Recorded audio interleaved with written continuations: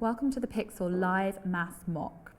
This is the higher paper 1, which is the non-calculator paper. Let's take a look at the front sheet together. First off, write your surname and your forename, followed by your centre number and candidate number.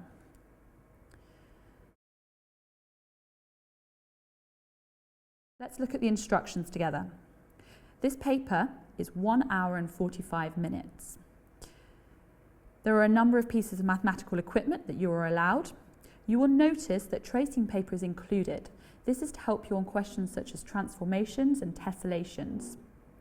You need to be using black ink. Black ink is much more easily read by the computers. However, any question that involves graphical work or drawing, you must use a pencil in these cases. It's easy to make amendments if you've drawn your work in pencil to start with. You must answer all the questions. It says here there may be more space than you need. So in the spaces provided, if it doesn't take up the full space, that's not a problem. Okay, 100 marks. So you can see that if it's 105 minutes and there's 100 marks available, you need to work at a pace of roughly 1 mark per minute. Obviously that will vary depending on what grade that you are trying to get as to how far you need to go through the paper. So if you're trying to achieve an A star, you obviously need to get through the entire paper. Rather, if you're doing a C, trying to get a C grade on the higher paper, you need to spend most of your time at the beginning part of the paper. You will also notice the instructions in terms of the asterisks. Questions labelled with an asterisk here are ones where the quality of your written communication will be assessed. This is really important. So in these questions, there's an additional mark available for the use of your mathematical vocabulary, notations and explanations. These asterisks are normally on questions that involve some element of problem solving. We'll be doing some of these questions as we work through the paper. So let's now take a look at the following page. This is the formula sheet for the higher tier paper. You will notice that you are provided with a number of different formulae with corresponding diagrams to help. So on this page, you may also like to write down any further pieces of information that you have memorized coming into this exam, such as formulae for the area or the circumference of a circle, or conversions between miles and kilometers. This is the time to write them down before you start on the questions and before you forget. But also make sure when you're doing the questions, you make reference back to the formula sheet if there are any questions that would help by looking at the formula from this sheet. So don't forget it's there as we go through the paper, and we will be referring back to it. So let's take a look at the first question. Press pause and have a go.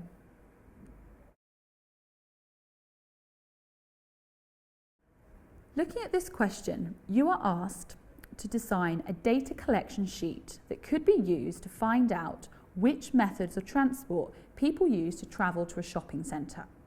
So your task is to put down a data collection sheet. This will be simply a sheet that has 3 columns. Here you will have the transport method, and you might want to give some suggestions. So people might come to the shopping centre on bus, car, train. So in this section here, you are going to record each time someone states that they travel by bus or train or car to the shopping centre. So for example, in here you would have, if someone said bus, you would make a tally, 1, 2, 3. So this is where you're going to do the working out for collecting the data, and this column here is where you're going to summarise how many for each one of the categories.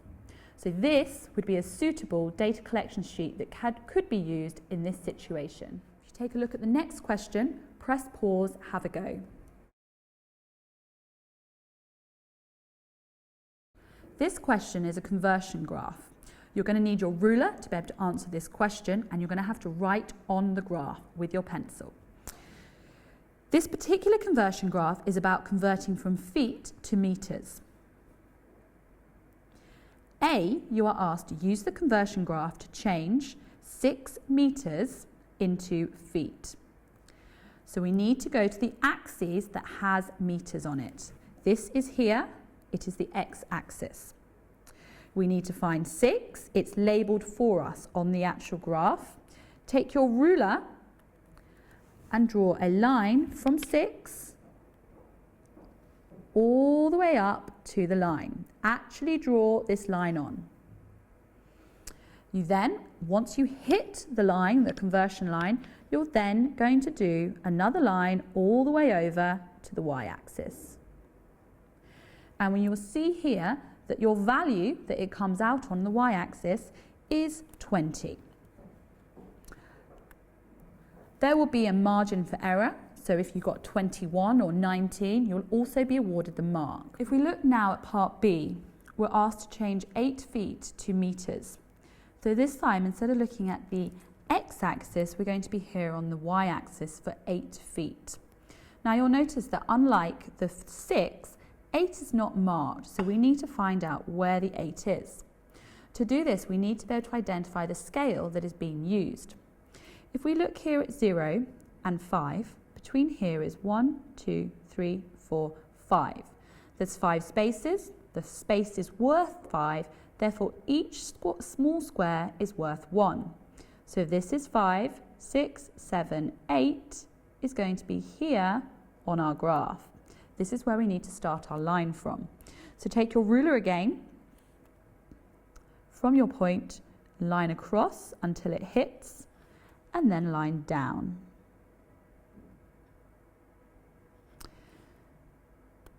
So we now need to identify what this value is on the x-axis for the number of meters that 8 feet is equivalent to. So we need to identify the scale from 0 to 1. There are 5 spaces. So let's check 0.1. 0.1, 0.2, 0.3, 0.4, 0.5. Doesn't work. This is 1. Let's go back and count in 0.2s. 0.2, 0.4, 0.6, 0.8, 1. Yes, that will be the scale that is being used. So on the x-axis, each small square is worth 0.2. So if this is 2, this will be 2.2, and this here will be 2.4. So the answer to part B is 2.4. However, once again, there is a margin for error. So you could be as low as 2.3, 2.4, or 2.5. So the answer here, 2.4, however 2.5 will also be accepted, as will 2.3. The next part, we're given 2 pieces of information. Robert jumps 4 meters, James jumps 12 feet. We can't work out who jumped the furthest because we do not have a common units we're using. One is in meters, one is in feet. So we have 2 choices here. Either we convert both of them to feet, or we convert both of them to meters. It doesn't matter which way you do it because you're then going to be able to get a comparison using the same units. So let's do it both ways. 4 meters, 12 feet. Let's convert them both to meters. We know Robert jumps 4 meters. We need to know how far 12 feet is in meters. Again, we're going to use the graph. 12 feet. We've identified our scale. We know that this is 10, this is 11, and this is 12, must be here. We're going to draw a line across, just as we've done before, and then drop down. Again, you're going to be using your ruler for this. So across, and then down.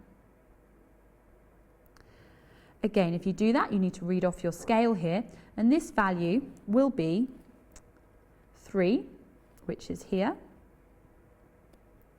0.6. So 4 meters for Robert, James 3.6 meters.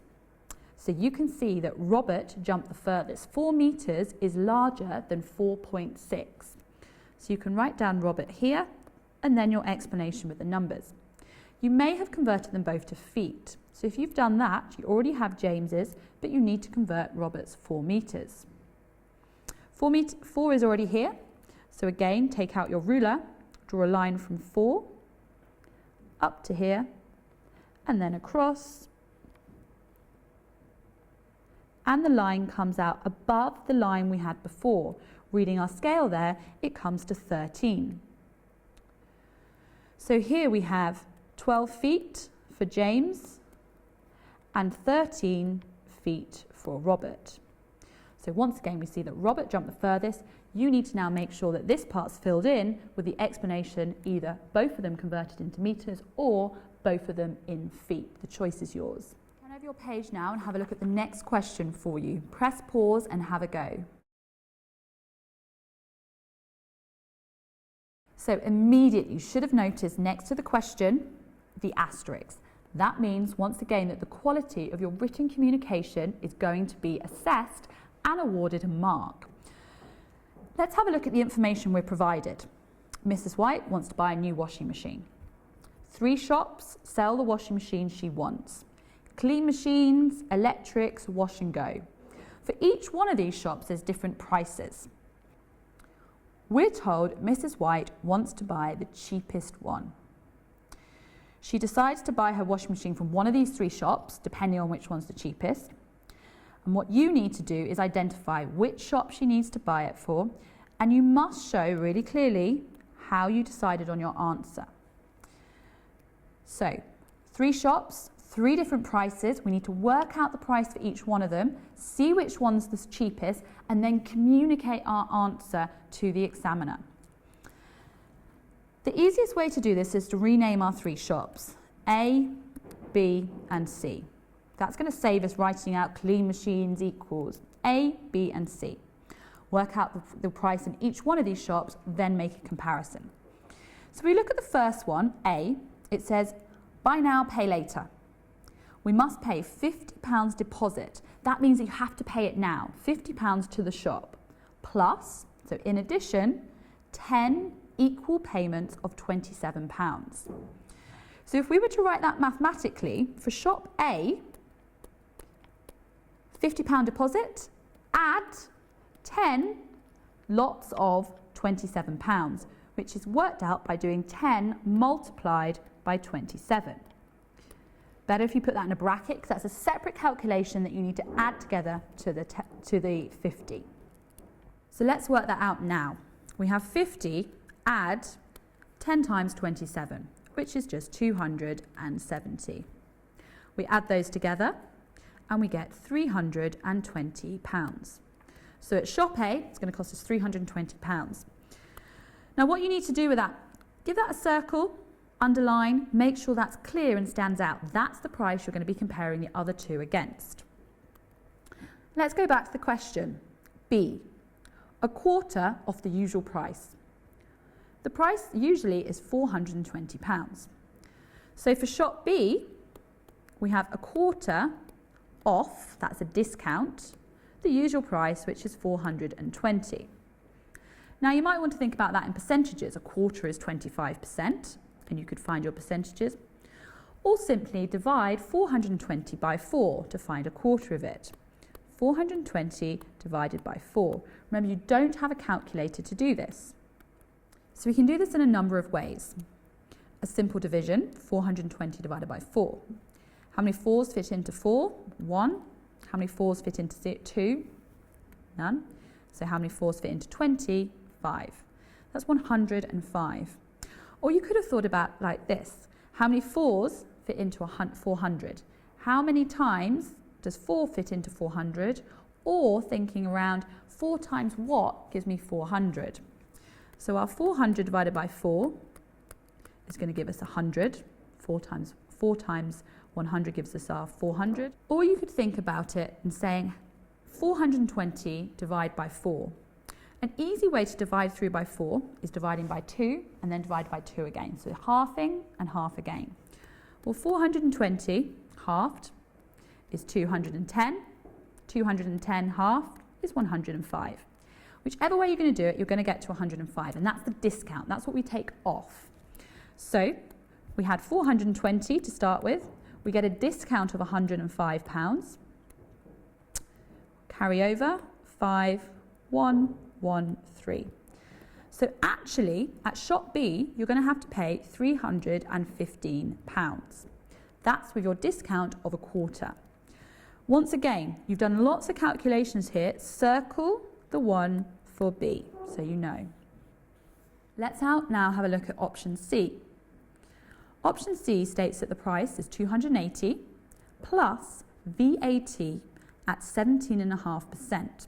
So there is an additional charge on top of the 280, which we need to calculate and add. So shop C, writing that down mathematically, 280 add 17.5%, 17.5. There's a really easy way to work out 17.5%. You take your original amount, which in this case is 280, and that's actually equal to 100%. That's the total that we started with.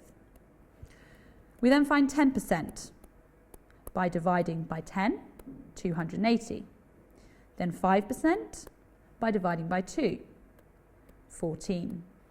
And then lastly, dividing by 2 again to get 2.5%, which is 7.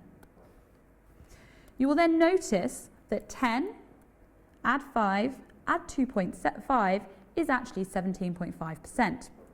So if we add these up, we're going to get 28 plus 14 plus 7 gives us a total of 49. That is a 17.5%, which we need to add to the original price of 280. So we have 280, add our 47. Remember, doing all this without a calculator, and it gives us £329. Take your pen out, give it a circle, so we know what we're comparing against. So if we look here now, shop C is 320, 9, shop B is 315, and shop C is 320. So we have 320, 315, and 329. To get that last mark, we need to communicate where Mrs. White should buy her washing machine. She wants the cheapest, so she needs to go to B. And we need to talk about it in the context of the question. It's no longer B. We made that up for the ease. So we need to write down electrics. So the last point here, you're going to write down Mrs. White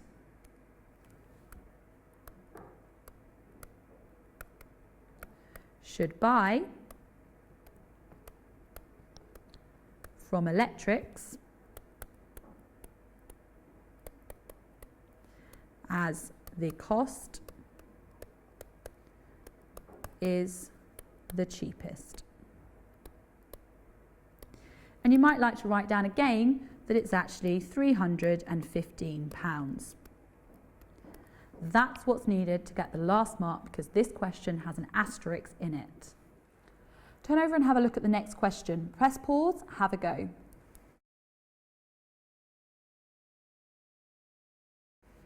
The command word in this question is expand.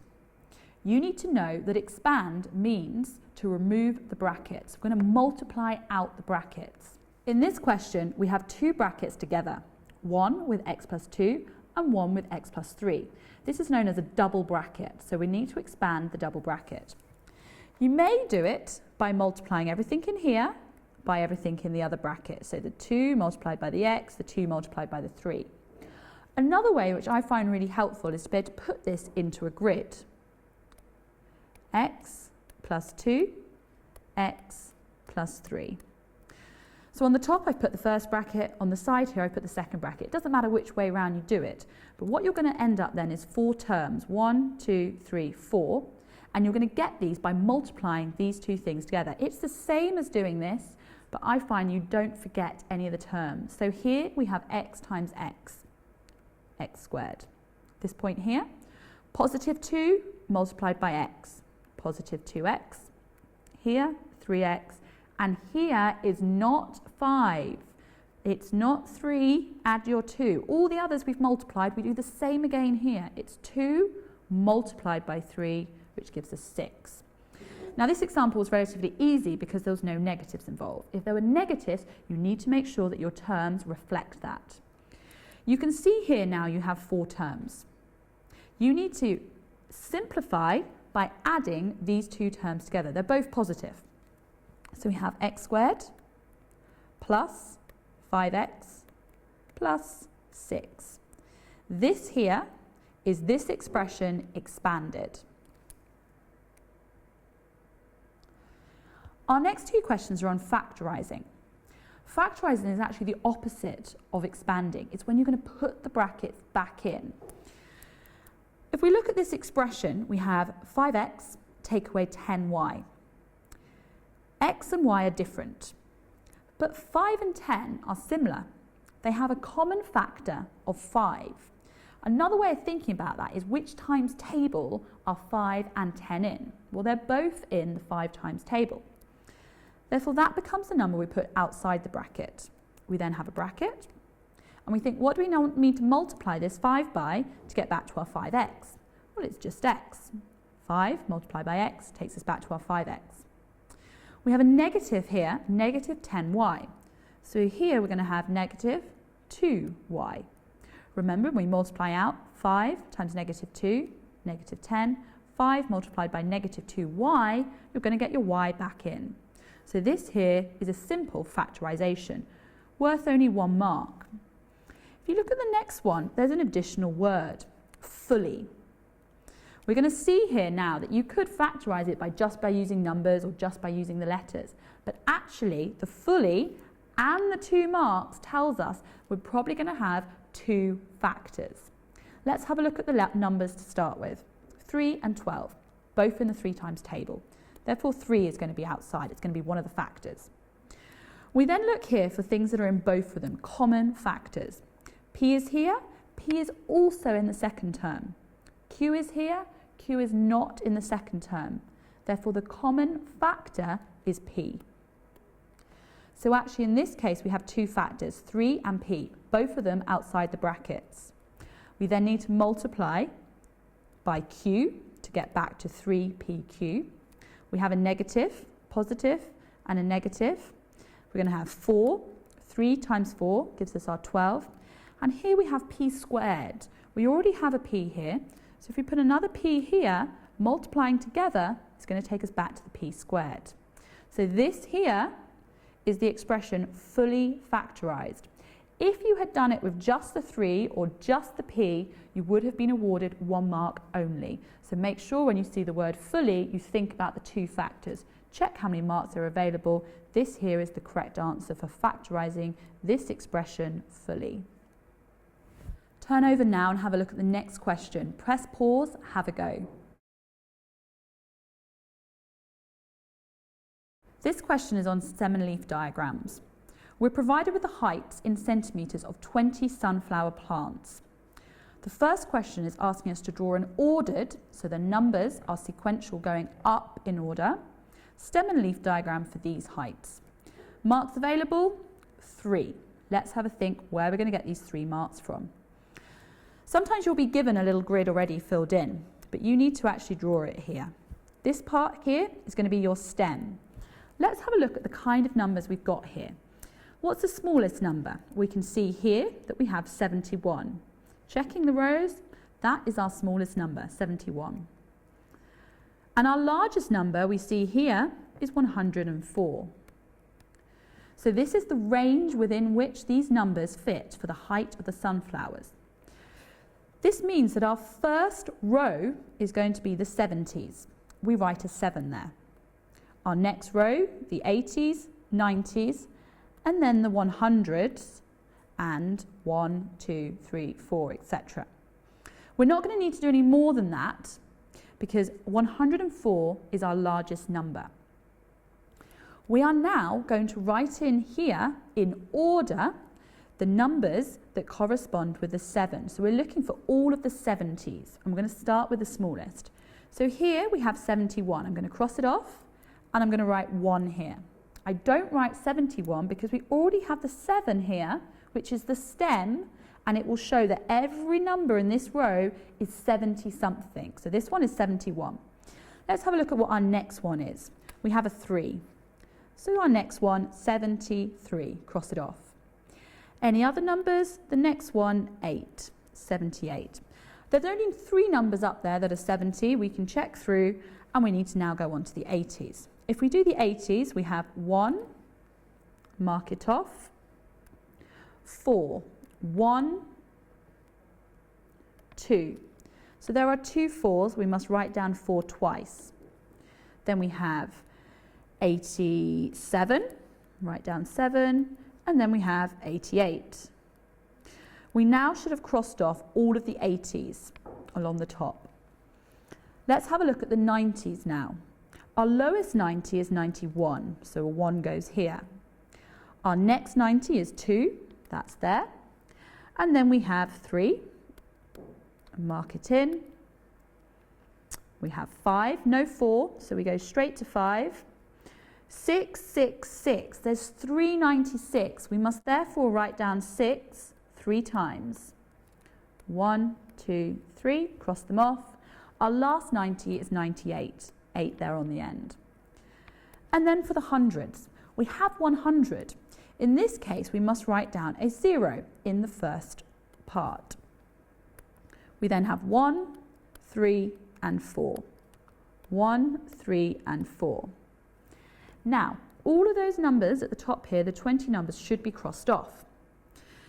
Before you move on, you're going to check whether you actually have 20 numbers in this section here, just by counting. So we have 3, 4, 5, 6, 7, 8, 9, 10, 11, 12, 13, 14, 15, 16, 17, 18, 19, 20.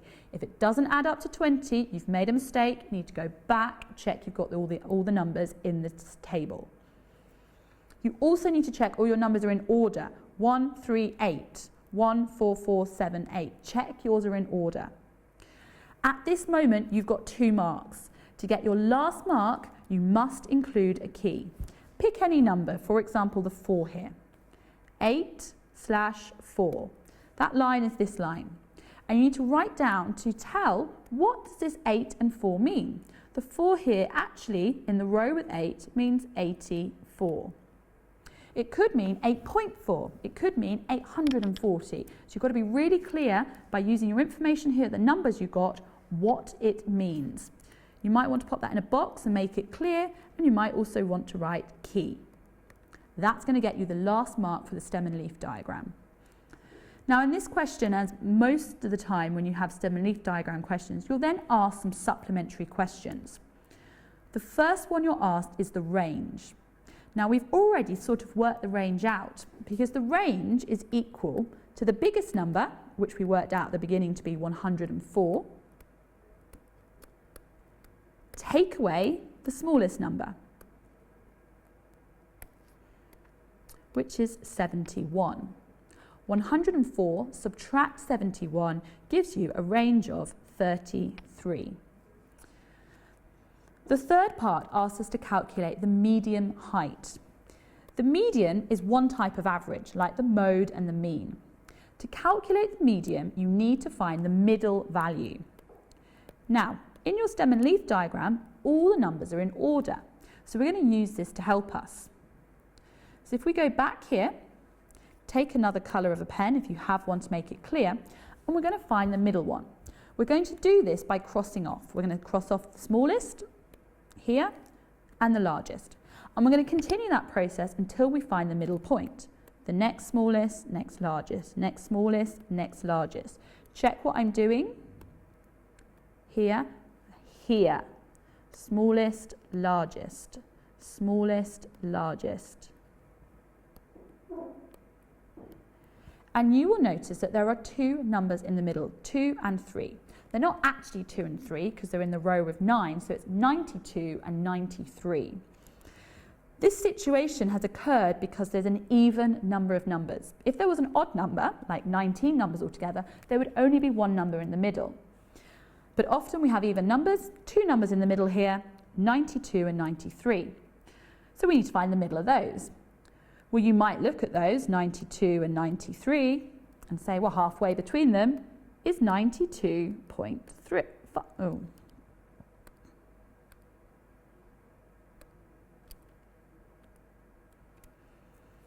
So you might look at these and say, well, halfway between 92 and 93 is 92.5. Alternatively, you could add the 2 numbers up and then divide by 2. If you add these 2 numbers up and divide by 2, we have 185 divided by 2, which is going to take us back to 92.8. That's the median height, the number in the middle. Turn over the page now to the next question. You will see that this question has an asterisk. Your quality of your written communication will be assessed. Press pause, have a go. So in this question, we are asked to calculate a number of percentages and fractions and to make a judgment as to whether Jenny has met the council's target for recycling. You're also asked which was her best month for recycling. Let's read through the questions gradually. Let's read through the question gradually to extract the maths we're interested in. Jenny's council target of 1/5 for households to recycle their waste. So the target, 1/5. Target, 1/5. January, Jenny recycled 1/10 of her household waste. So Jan, 1/10 of her waste. So in that month, we need to work out, did she make the council's target or not? In February, she recycled 15 kilograms of her 120 kilograms in total that she got for the waste. And then in March, the third month, she recycled 13% out of 112 kilograms. So her waste is going to be varying each month, but what we're looking at is the proportion less than 1/5. So first off, we might want to think about 1/5. Well, what's that as a percentage? Well, 1/5 as a percentage, an easy way to think about it is over 10, it's 2/5, which is over 100, 20, which is 20%. Okay, so the percentage has to be lower than 20%. So you can see here in March, Jenny did not make the target because she only recycled 13%. That was lower than 20%. It wasn't enough to meet the target. So in March, no.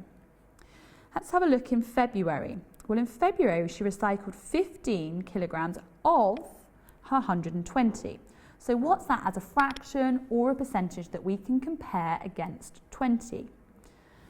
So if we were to write this as a fraction, it would be 15 out of 120. So we might want to cancel this fraction to be able to find out what it is, comparison to the fifth or the percentage. So let's have a look at this question, 15 over 120. Both of these numbers are divisible by 5 because 15 ends in a 5 and 120 ends in the 0. So we can divide through by 5. How many 5s in 15? 3. How many 5s in 120? 24. We then notice that 3 and 24 are also in the 3 times table. They have a common factor there of a 3. How many 3s in 3? 1. How many 3s in 24? 8. So 1/8. Is that bigger or less than 1/5? That's our question. What is it as a percentage? Well, if you have something split here, you could split it into fifths. 1, 2, 3, 4, 5. So 1/5 will be this much. If we were to split it into eighths, we would have half, half, half, half again, half, half, half. So visually, roughly, you can see there, this bar split into eighths, this is an eighth. It's not enough. It's less than the 20%, the 1/5. So again, in February, she did not meet the target. But we need to know how it compares to March. Is it more or less than 13%? Well, 1/8 is equal to 12.5%. You do that by finding 1/8 of 100. And an easy way to do that was 100 divided by 2 is 50. Divide that by 2 is 25. And divide through again by 2 is 12.5. So dividing by 8 is half, half, and half again. So that's where the 12.5% comes from. So at the moment, March is the month out of February and March that more was recycled. Let's now look at 1/10. Well, we know 1/10 is 10% straight away. 10%, less than 20%. She did not meet the target again in January. But it was worse than February. In February, she had 12.5%. In March, she had 13%.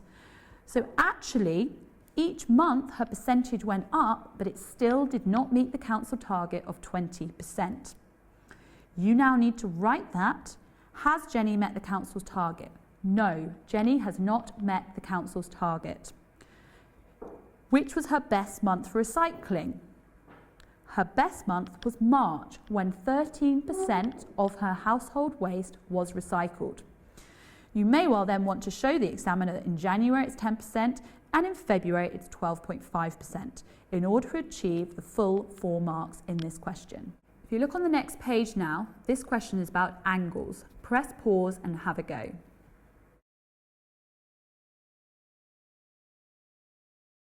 So for a total of 5 marks, you need to identify one angle. This is the X here.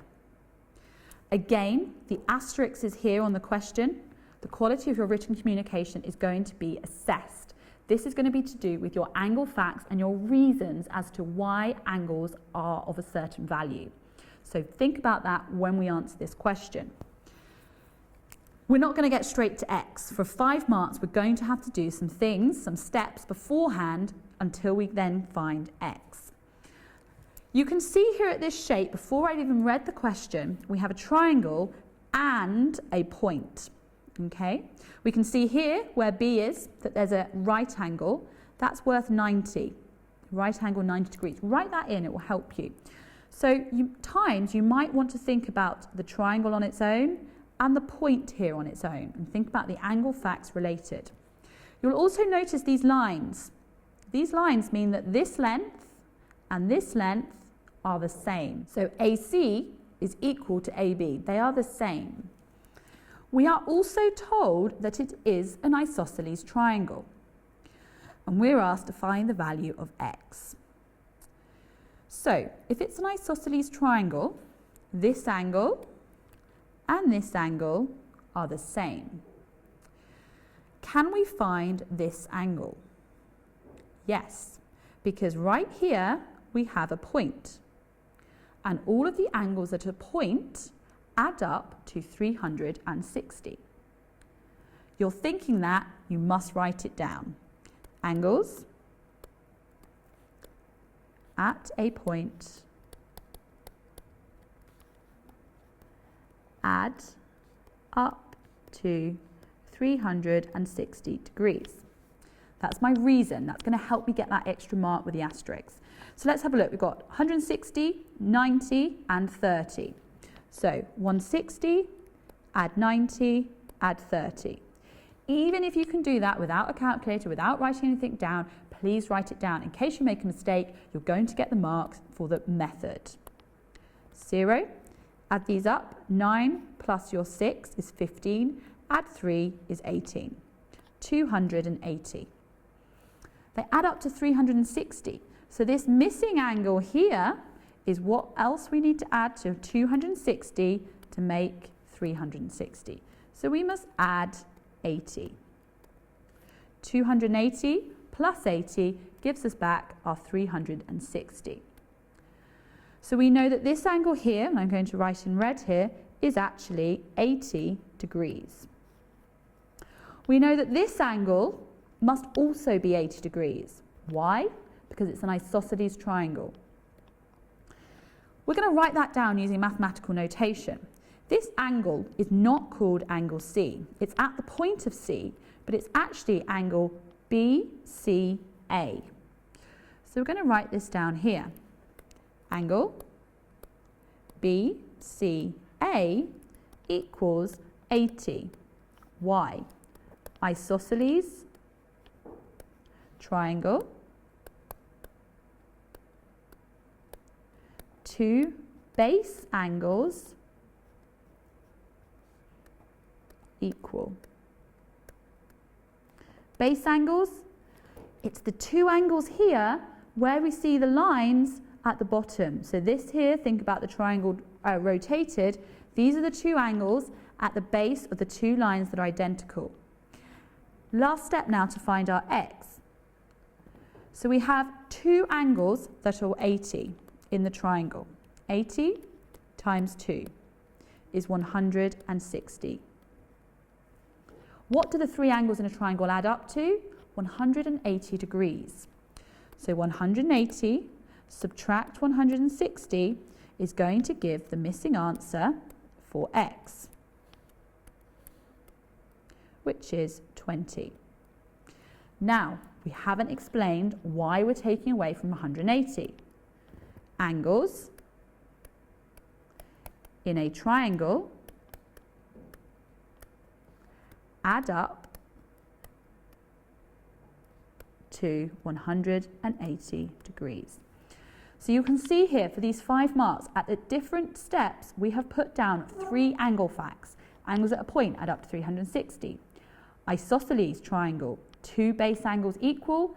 And lastly, angles in a triangle add up to 180. So it's not just the calculations, it's the explanations that go with them that's really important. Turn over the page now, press pause and have a go at the next question.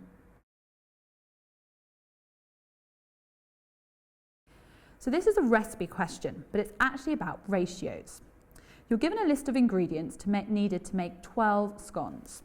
So with these ingredients, you're going to get 12. There's a number of ingredients for flour, butter, milk, and sugar. Viv is making scones for 15 people, but she's making 2 scones for each person. So immediately you're thinking, how many scones do I need altogether? So I've got 15 people, 2 for each person, so altogether I need the recipe for 30. You need to work out how much of each ingredient she's going to need. So this is for 12 people. I need it for 30. I do not have a calculator. So my easiest way is to think about numbers that are related to 30 that I can get to from 12. So if I was to find the ingredients for 6, I could then easily go to the ingredients for 30. From 12 to 6, I just half everything. I divide it all by 2. So my self-raising flour will be 110, my butter will be 20, my milk will be 75, and my tablespoons will just be 1. Just by halving all of them, I get to the ingredients for 6 people. Then to get the ingredients for 30 people, I need to multiply by 5. 110 is 550.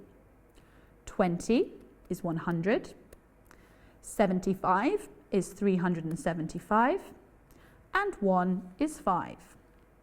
This now shows us the ingredients for 30 scones. If you had a calculator, it may have been easier to find for 1 by dividing by 12, then to find for 30, multiplying by 30. But in this situation, going to 6 first, then to 30 is going to make the easiest calculations for you to do. So make sure you write down the ingredients in here, in the spaces provided, to make sure we have the right ones for each of the ingredients. So here we have 550, here we have 100, 375 and 5. Turn over now and have a look at the next question. Press pause and have a go.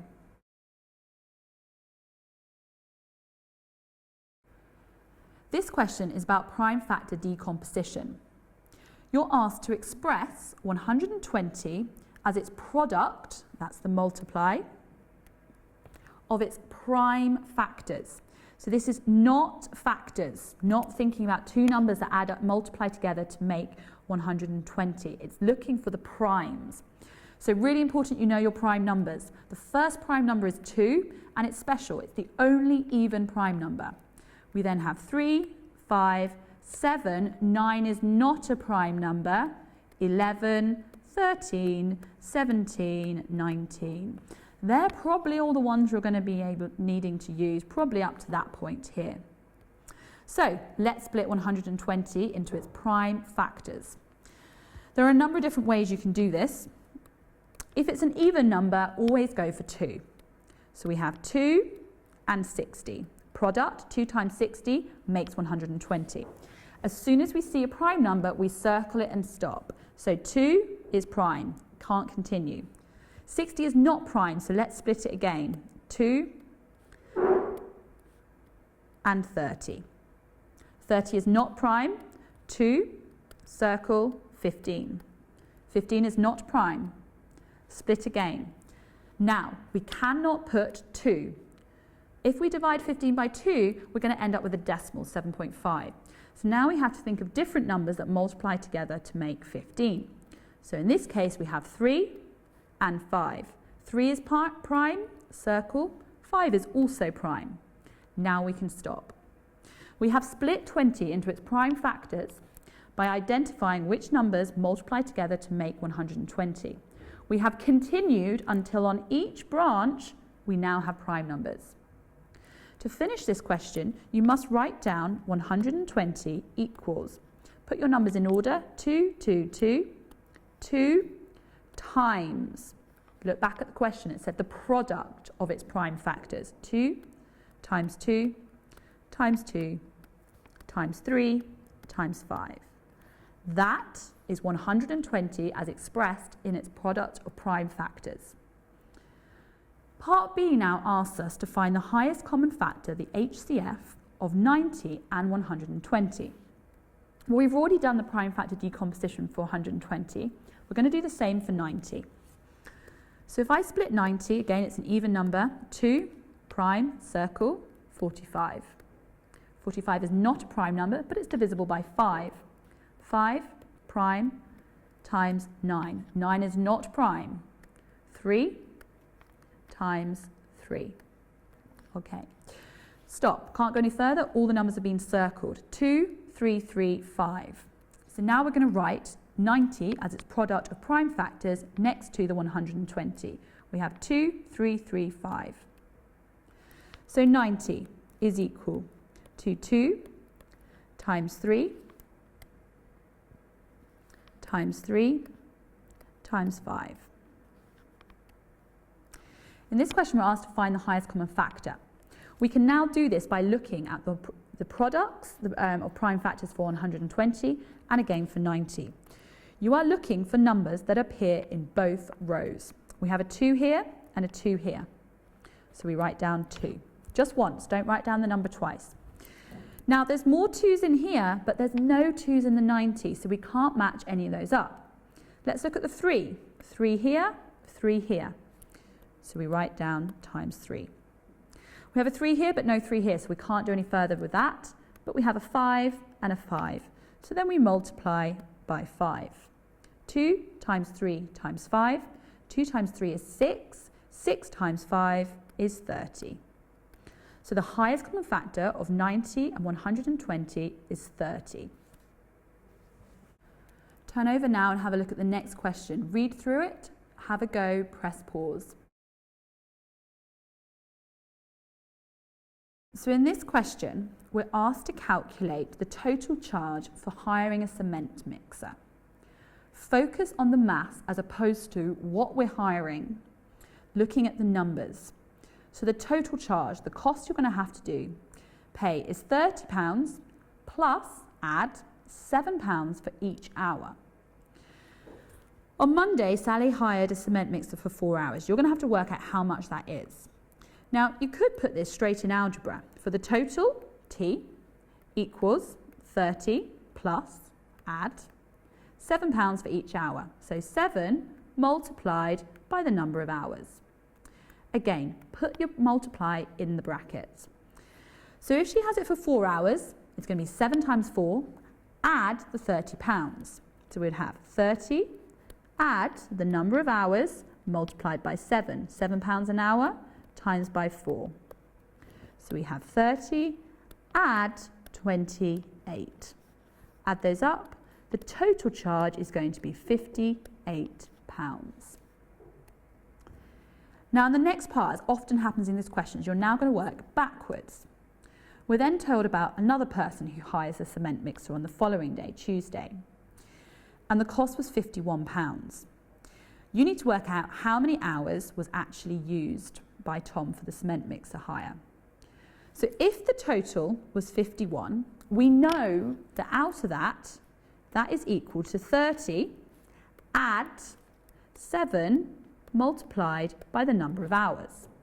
So really, you're just forming an equation.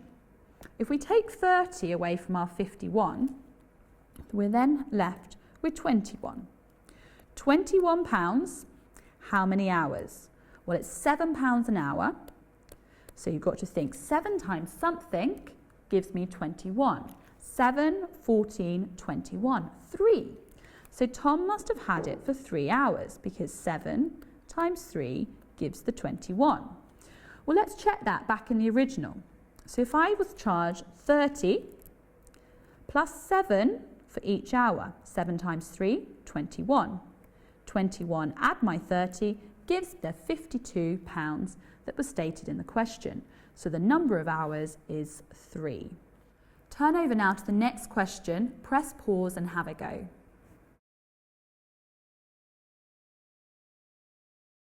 This question combines your knowledge on shapes with algebra. It's a very popular question whereby you need to apply your knowledge and facts around angles to actually expressing them using algebra as opposed to numbers.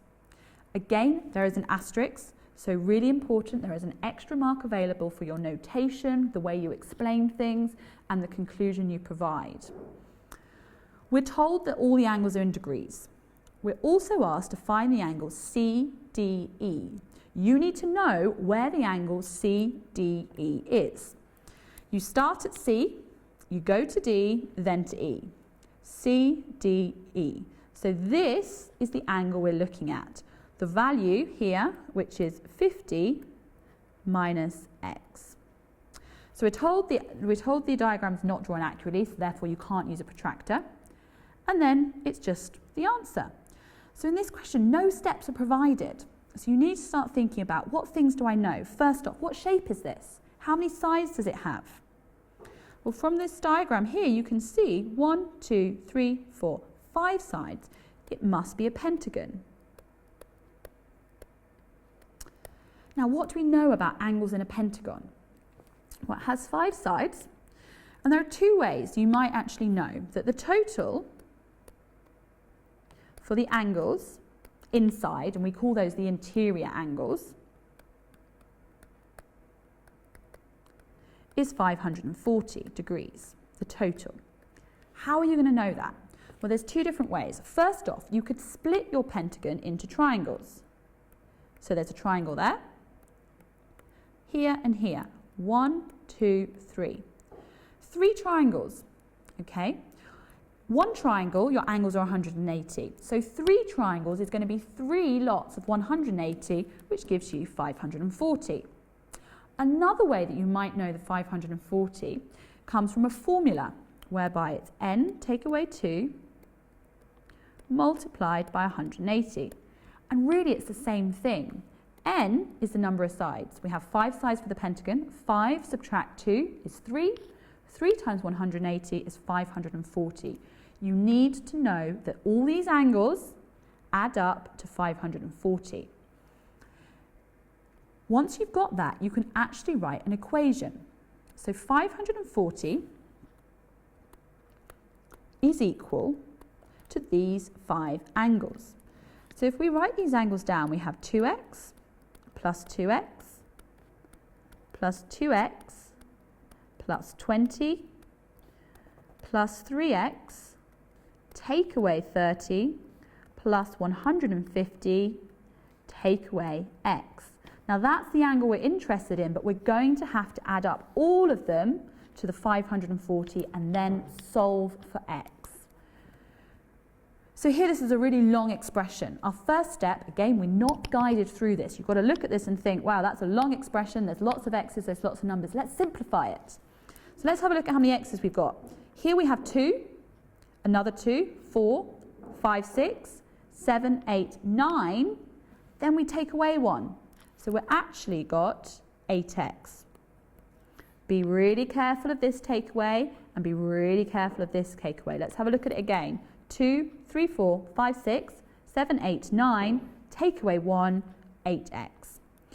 And then here are numbers. We have 20, that's positive. Take away 30, add 150. Let's deal with the positive numbers first. So 150, add 20. 170. Take away our 30 and we're left with 140. So actually this really long expression is only equal to 540 equals 8x plus 140. Much more simpler to deal with. So we've created an equation, we've simplified the equation, we're now ready to solve it. Let's find out what x is. So we have 140 on this side, let's remove it. Let's take it away from both sides. Remember, when you're solving equations, whatever you do to one side, you must do to the other side. 540, take away 140, leaves us with 400, equals 8x. The 140 has now disappeared because it was 140, take away 140, we're left with 0. So 8x equals 400. But we want to know what 1x equals. So we're going to divide our 400 by 8. Let's have a look at a way to do that. 400 divided by 8, both even numbers, we can simplify. 200 over 4. Simplify again, 100 over 2. Simplify again, 50 over 1, which is just 50. So x equals 50. Another way to think about it is that 8 times something gives us 400. So here we have x equals 50, but we're not quite at the end. The original question asked us to find this angle. This angle is not x, it's 150 subtract x. So we have 150 subtract x in the context of this question now, because we have solved. It is 150 subtract 50, which equals 100 degrees. Again, underlining your answer, making it clear or putting it on the line, that this angle here is 100. You might want to check your x value is correct by adding up the others. So here, if x is 50, that's 100. Here, 100. Here, 2x, 2 times 50, plus 20. This one's 120. And lastly here, 3x, 3 times 50, 150. Take away 30, 120. Do these 5 angles add up to 540? Yes. 100, 200, 300, 420, 520, 540. Therefore, we know that our value for x is correct, and this angle must be equal to 100. So here again at the end, our answer for the particular angle we're asked to find, CDE, is equal to 100 degrees. So if you turn over now and have a look at the next question, press pause and have a go.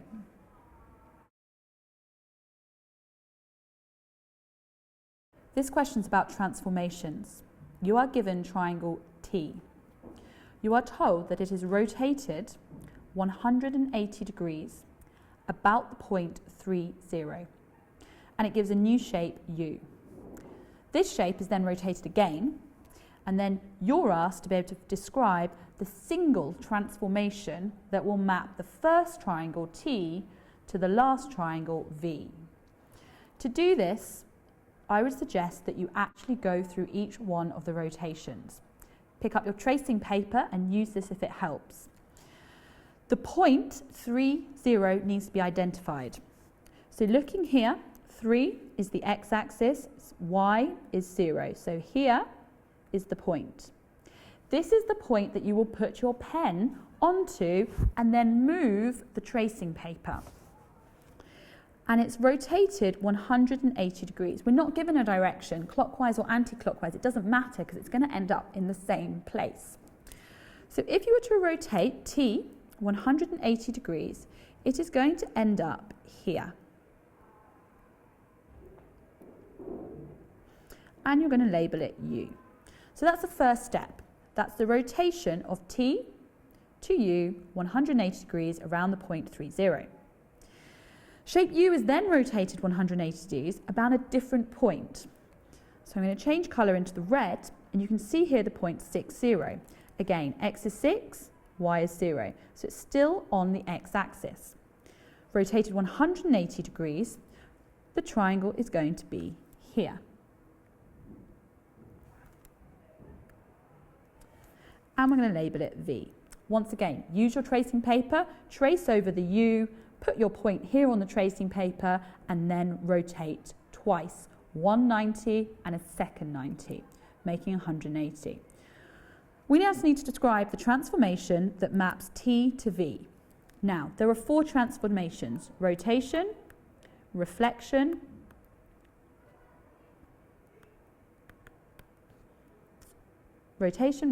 translation, and enlargement. Now, we can see that it's not a rotation. It hasn't been rotated forward, backwards. It wouldn't be a rotation because you've just done 2 rotations, and the examiner will want to test another one of the transformations. So it's not that one. A reflection is a mirror image. So if you were to fold it up, it would be identical. Turn over the page and have a go at the next question.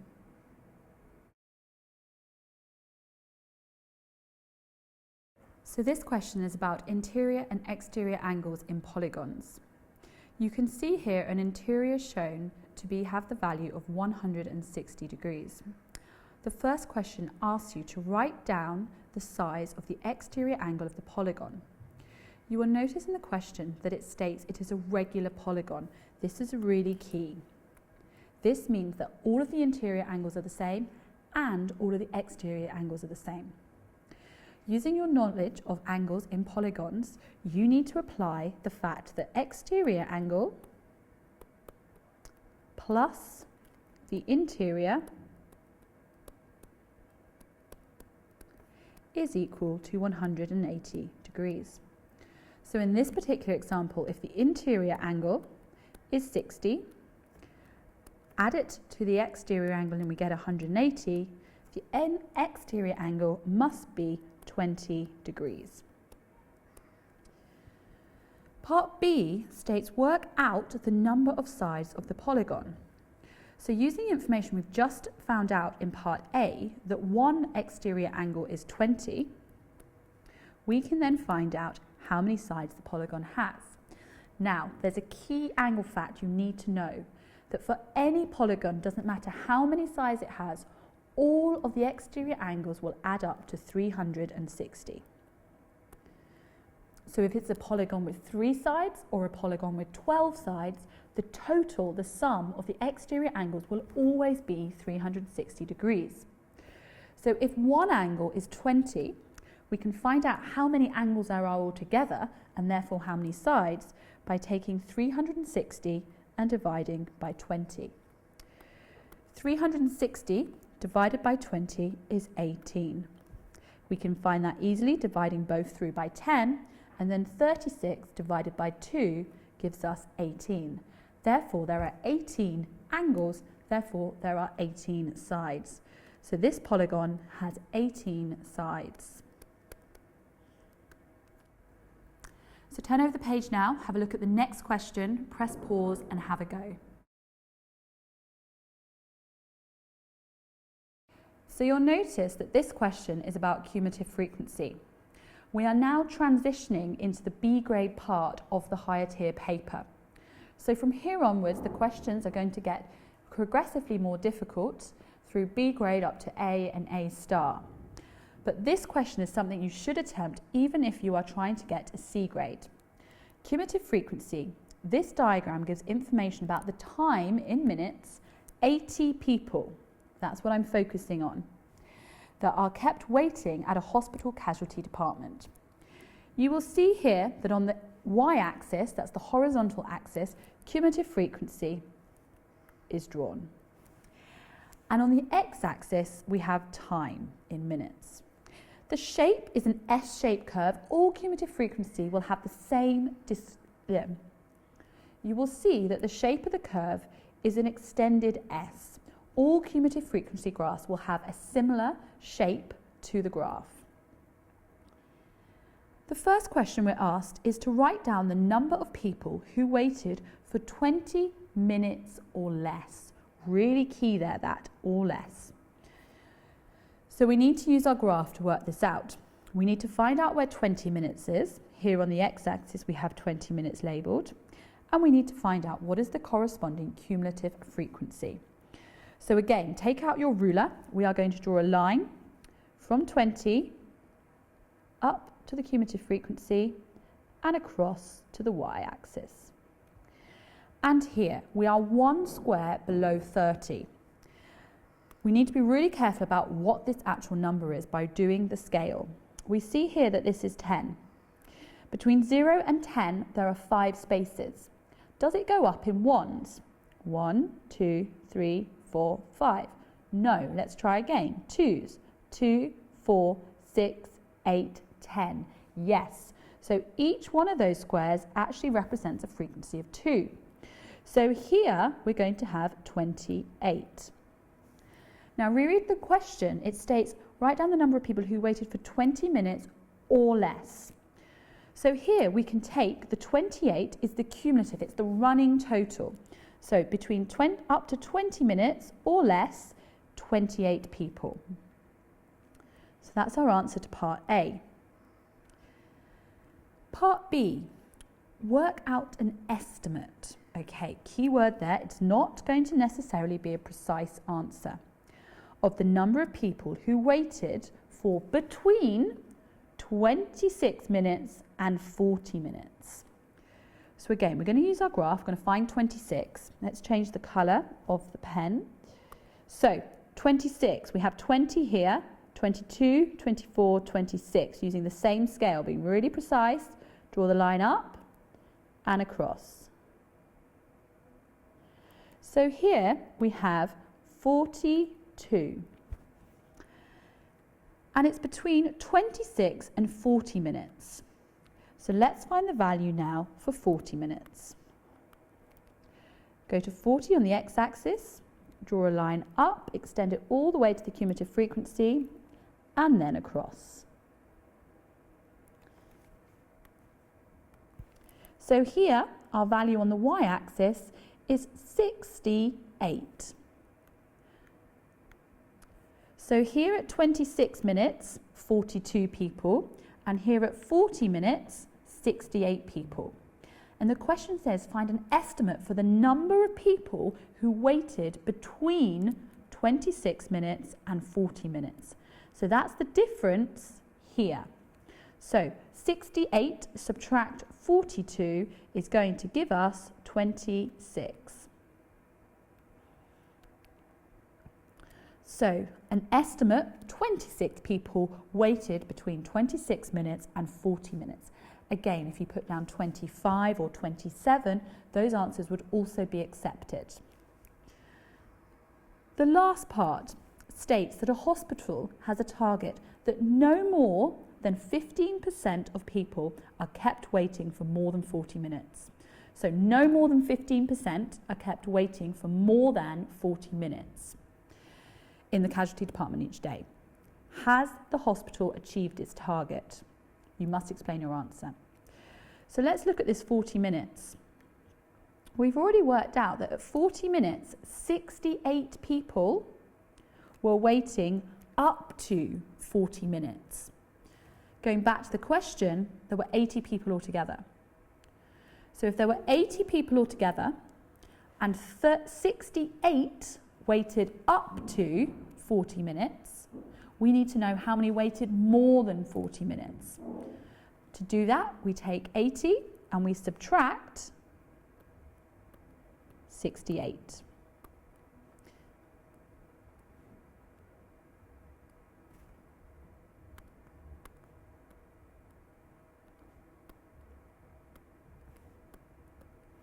And we're left with 12.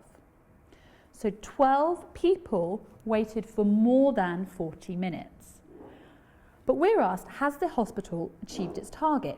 No more than 15%. So is 12 people out of 80 more or less than 15%? Let's work it out.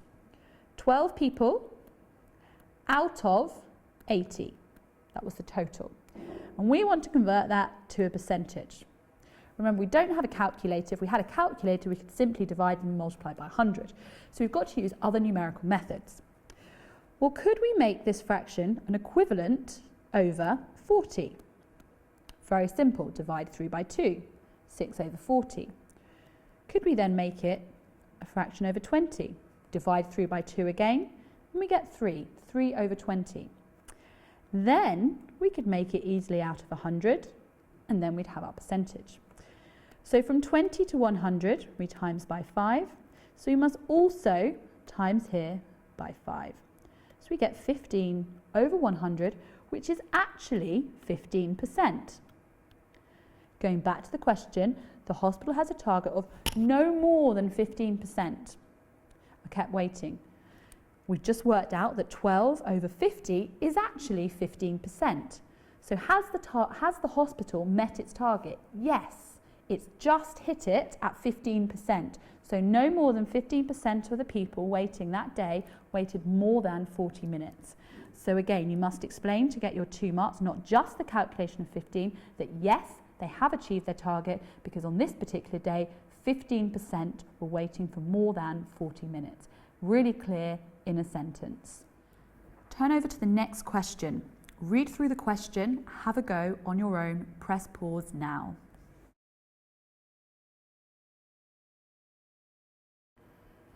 So this question is about rules of indices. We're asked in each 3 of the examples to simplify. So we're not going to work out the values, we're not solving, we're just simplifying. We've got indices, we've got powers. So we immediately need to be thinking about what are those rules to do with indices. You might want to write them on the side. So we know that when we multiply, we add the powers.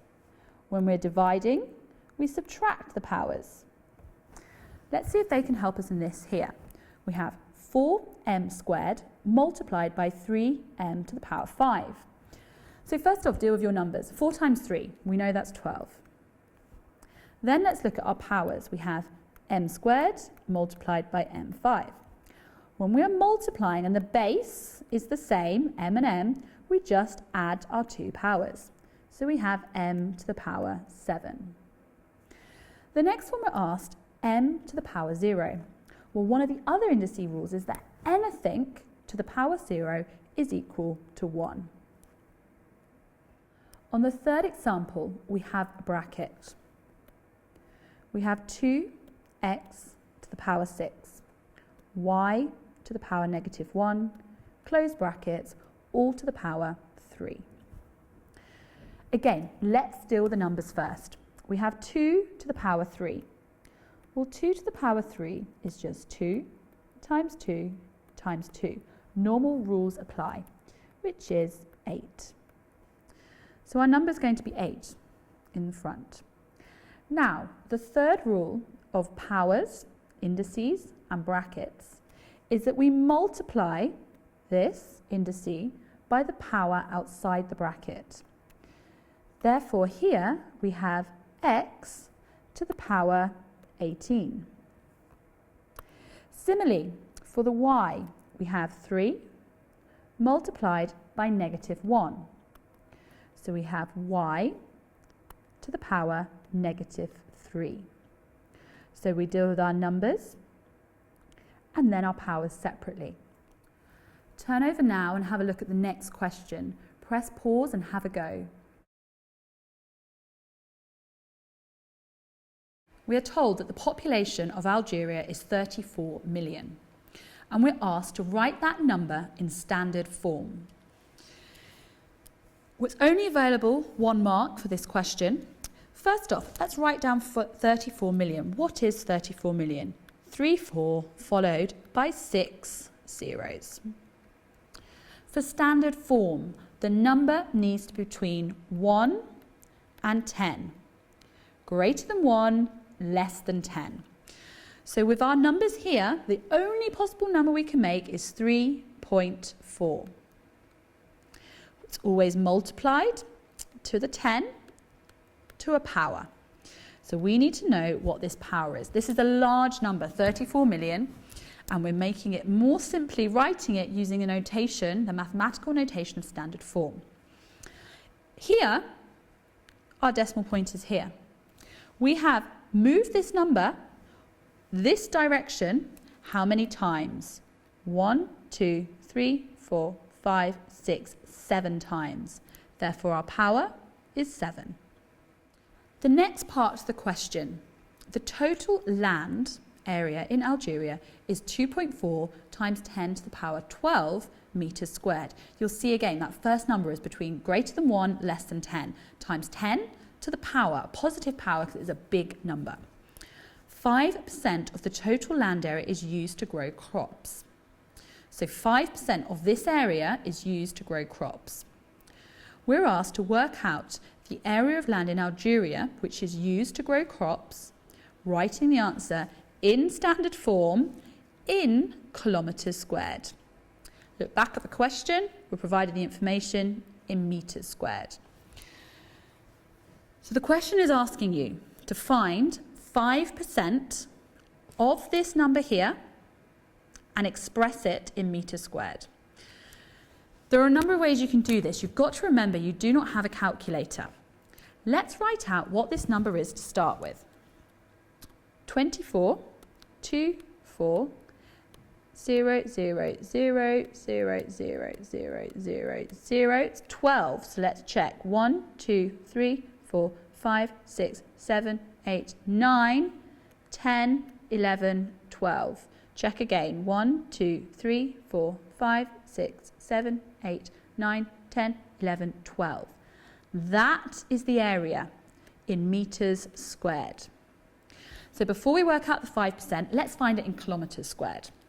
So we need to be able to know the conversion. So in this question here now, it's not standard form on the next step. We need to apply our knowledge of conversions between areas. So if we take 1 kilometre squared and we find out how much that is in metres squared. So if we have a kilometre squared, it'll be 1 kilometre by 1 kilometre. 1 times 1 is going to give us the 1 kilometre squared. The same area, same size, just expressed in metres, or 1 kilometre is 1,000 metres. So to be able to find the area here, we're going to multiply those two together. So we have 1, 0, 0, 0, 0, 0, 0. Let me write that more clearly here. So 1 kilometre squared is the same as 1 million metres squared. So if we're going to change this area here into kilometres squared, we're going to have to divide by 1 million. 1, 2, 3, 4, 5, 6. That's dividing there through by 1 million. We then have 24, 1, 2, 3, 4, 5, 1, 2, 3, 4, 5, which gives us 2,400,000. That is the total area in kilometres squared. We need to find 5% of this. So if this is the total, 10% is going to be equal to 2, 4, 1, 2, 3, 4. And 5% is going to be half of that. 12, 0, 0, 0, 0. That's our answer, kilometres squared, but we need to express it using standard form 1.2 times 10 to the power 1, 2, 3, 4, 5. So here we have 1.2 times 10 to the power 5. Turn over to the next question now, press pause and have a go. So this question is about simplifying algebraic fractions by adding them. The same rules for fractions apply. Again, notice this word here, not just simplify, simplify fully. This suggests that there may be more than one step to the simplification. If these numbers were just fractions, 1 over 4, add 2 over 3. Like here, 3 and 4. The denominator is not common, so we need to find a common denominator. We do this by simply multiplying the two numbers together. So we then have 12. We would multiply this fraction by 3. 3 times 1 is 3. We'd multiply this fraction by 4. 2 times 4 is 8. Add them together and we have 11 over 12. Let's apply the same method here, even though it involves fractions with algebra in. So our common denominator, 12, 3 times 4. This fraction needs to be multiplied by 3. So we can write that using brackets. and this one is multiplied by 4, the denominator of the other fraction. X take away 5. So here we now have this fraction expressed as one fraction. We can then multiply out our brackets. So we have 3x plus 9 plus 4x take away 20 all over 12. Before I go any further, I'm just going to circle that negative 20. So when I do my further simplification, I'm not going to forget it's negative. So then let's have a look. On the top here, we have two terms containing x and two numbers. Simplify fully. This is where that next step of simplification needs to take place. 3x plus 4x is 7x. 9 take away 20 is negative 11. So the top here now, the numerator, has now been simplified, divided by 12. This here is the fraction simplified. Turn over the page now, have a read through the question, press pause and have a go.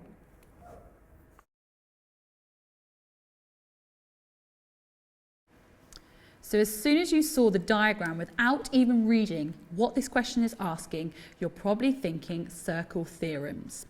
We have a circle and we have some shapes inside. This is a common setup for a circle theorem question. Let's have a look at the actual angle you need to find. One angle is given here in the middle. We're also provided with some further information that's explained in the diagram. And it says here on the third line, work out the size of the angle ADC. Really important you know which one is ADC. We start at A, we go to D, and then on to C. This is the angle we're trying to find, X. Now, looking at the marks, 4 marks are available.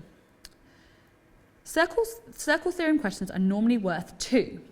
This would suggest immediately that there's possibly 2 steps to answering this question. Let's look back at the information we've been provided. We might not get straight to X. We have here the angle in the centre.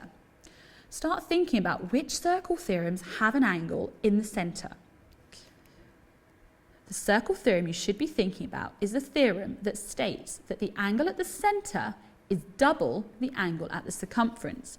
This angle, AOC, is double this angle, ABC.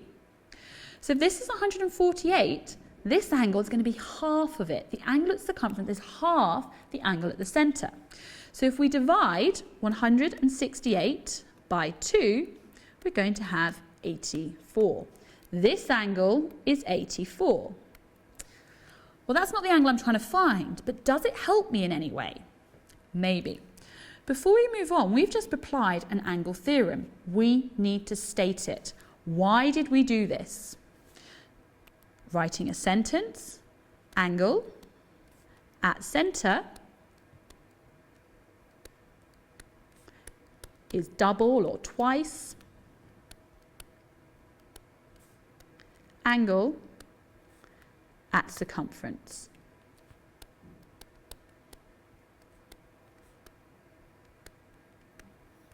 So that's one of the first theorems we've applied as step 1 to be able to find the unknown angle we're looking for.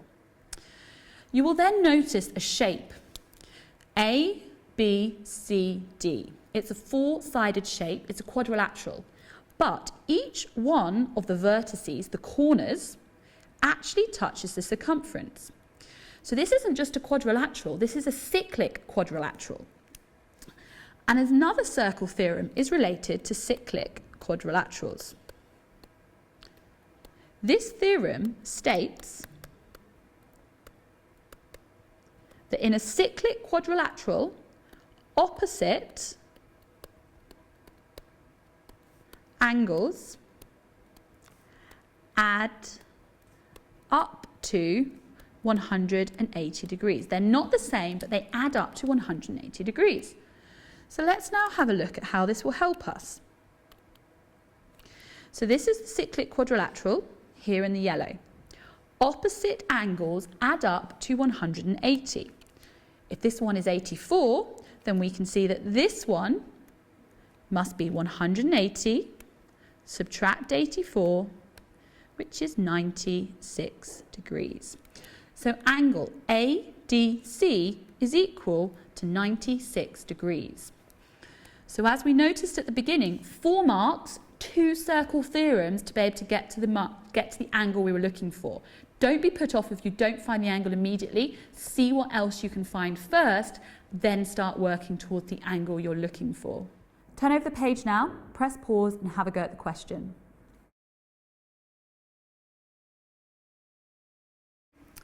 So again, this question is really visual. When you look at it, before you even start reading it, you can see that this is about tree diagrams, just by the way the lines are organised on the paper.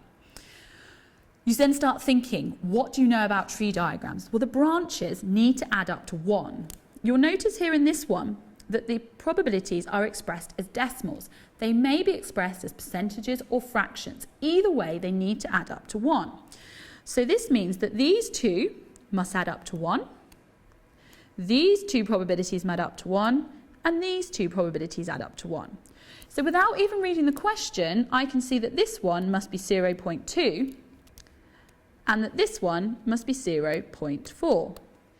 We also know on tree diagrams that it repeats itself. So this is 0.6, and this here is 0.4. You've got 2 marks and you haven't actually read the question. So let's go back and let's check we're actually doing what's asked of us. Martin and Luke are students in the same maths class. The probability that Martin will bring a calculator to a lesson is 0.8. Martin is at the first branch you can see here on the tree diagram. 0.8, therefore 0.2 that he doesn't bring his calculator. The probability that Luke will bring a calculator to the lesson, 0.6, and that's where that 0.4 came from, because both of these probabilities need to add up to 1. So our first question says to complete the tree diagram, which we have done. We're then asked to calculate a probability. This is a very common way that tree diagram questions are asked. After the table's been completed, you then need to answer a probability question. This particular one says work out the probability that both, in bold, important, Martin and Luke will not bring a calculator to their maths lesson. So let's look back here at the tree diagram. The probability that they both will not bring their calculator. So we start here with Martin. He doesn't bring his calculator, therefore it's this way, no calculator. We then look at Luke. He doesn't bring his calculator, so we go down this branch, no calculator. It can't happen in any other way. If I go up this way, Martin has his calculator. I go down this way, no calculator. If I go along this branch, Luke has his calculator. We want to know the probability when they both do not have their calculator. So that's the route we're going to take along the point 2, along the point 4. But how are we going to actually calculate, that means give a numerical answer to the probability? Well, we're going to multiply. When we go through a tree diagram, we multiply along the branches. So we have 0.2 multiplied by 0.4. Now, you'd get 1 mark if you were to identify that.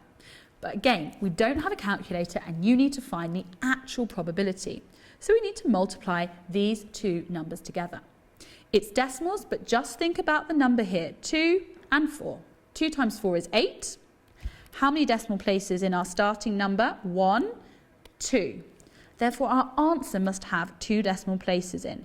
So 0.8, 1, 2. So here we have the probability that they both will not bring their calculator is 0.08. 2 times 4 is 8, 1 decimal place, another decimal place, we must have 2 in our answer, 0.08. Have a look at the next question on your sheet now, press pause and have a go. So this question is around simultaneous equations. It's asking you to solve for the value of x and y. You're going to get 2 answers here, one for x, one for y. Now there's more than one way you can do this, but given the fact that we have x and y, we have no powers, the easiest way to do this is by elimination. We need to eliminate either the x or the y. So we've got 2 choices here. We can either make sure our x's are the same or our y's the same. So if we take x, we've got 3x and 2x. I am going to have to multiply each one of these equations and all the terms in the equation so that we have the same number of x's in the first and second equation. It will not matter provided I multiply every single one of the terms. So we find the lowest common multiple of 2 and 3, 6. So I multiply my first one by 2 and my second by 3. So I'm going to multiply every term in here by 2. So I have 6x, add 4y, equals 22.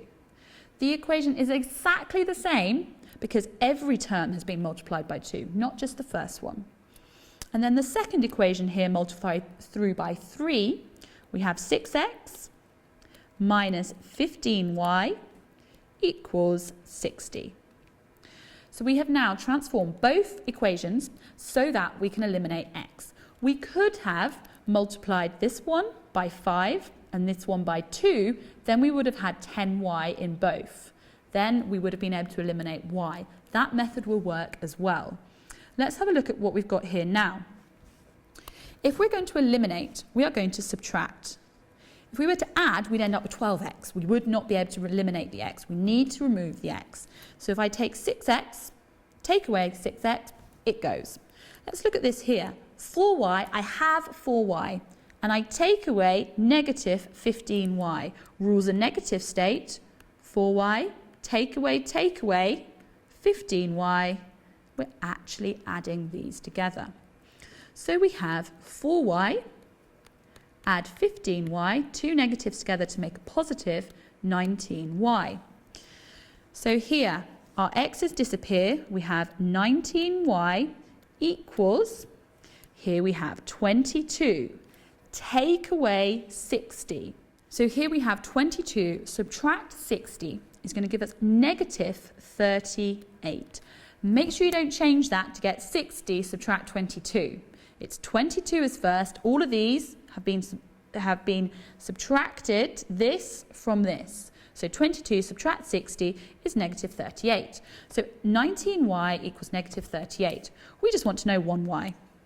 So negative 38 divided by 19 is equal to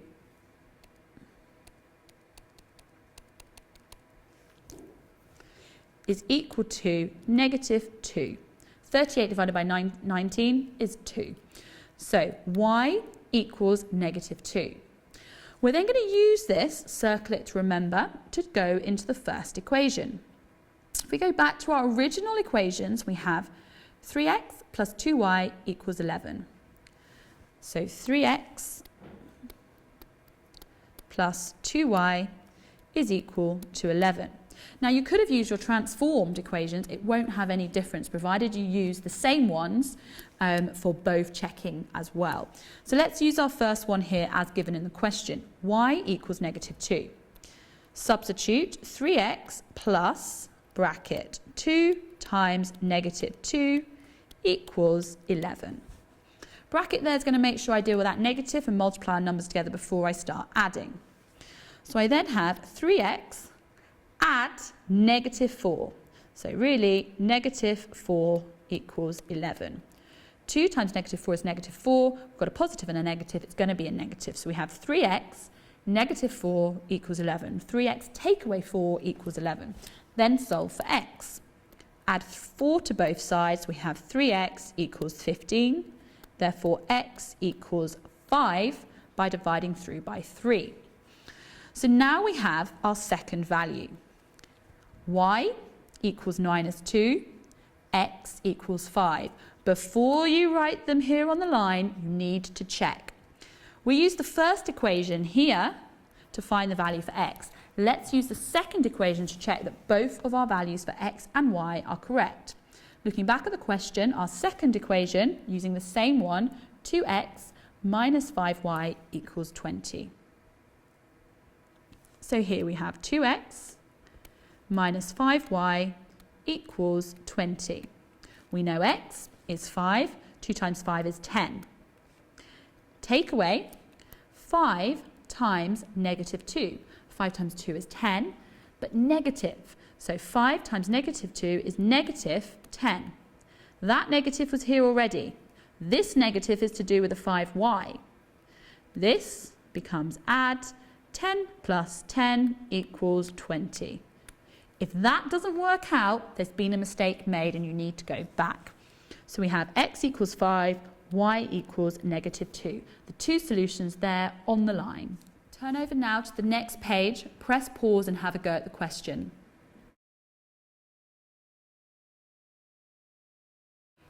So in this question, we're asked to simplify an algebraic fraction. You will notice that both of the algebraic fractions, both in the numerator and the denominator, contain an x squared as their highest power. Therefore, they are both quadratics. The way to simplify this is going to be through factorization. We need to factorize the numerator and the denominator. Let's look at the expression in the numerator. 3x squared take away 16x minus 35.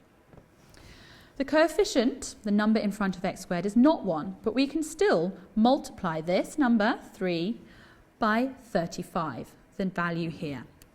Multiplying 3 times 35 gives us 105. We need to split this 16x into two numbers that multiply together to give 105. 105 can be split into 21 multiplied by 5. With 21 and 5, it's easy to make that negative 16x in the middle here. So our first term stays the same, 3x squared. I'm going to rewrite here. Remember, it's not 16 we're looking for, it's negative 16.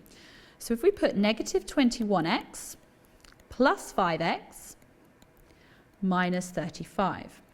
So from our first line here to the second, we have simply changed the negative 16x to negative 21x, add 5x. But it's still the same thing. Negative 21x, add 5x is negative 16x. So we've just split this. We are then going to factorize the first two terms, then the second two terms. So let's have a look at the first two terms. 3x squared take away 21x. Well, 3 and 21 have a common factor of 3. That goes outside. And actually, there's an x in both as well, so the x can come outside. Inside the bracket, we have x, subtract 7.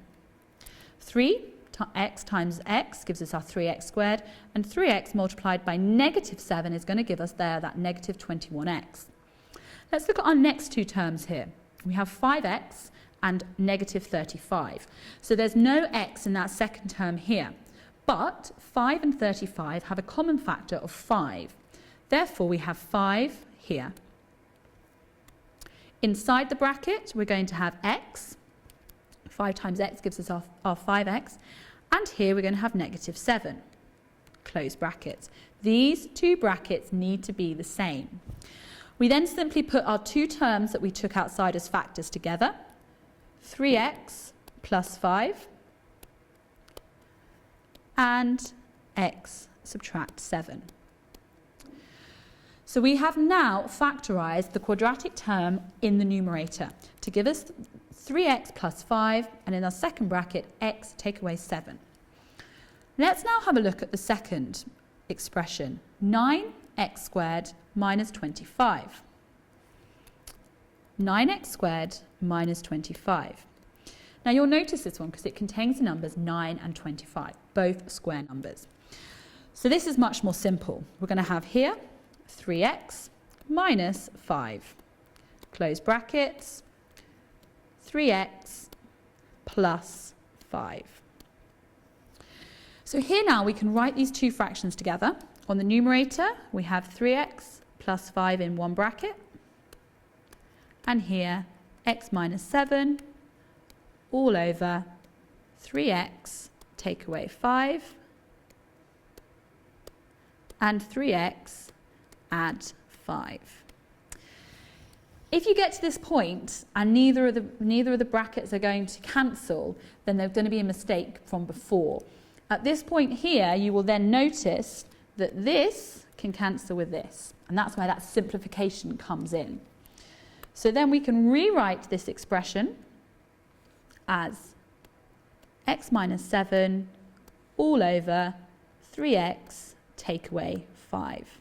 This is it simplified. The expression we started with has been factorised, the numerator and the denominator, cancelled, the green lines through here, and we now have the simplified version of x take away 7 divided by 3x take away 5. So if you turn on to the next page, you will see now that the questions are going into the A and A star material. Press pause and have a go at the next question.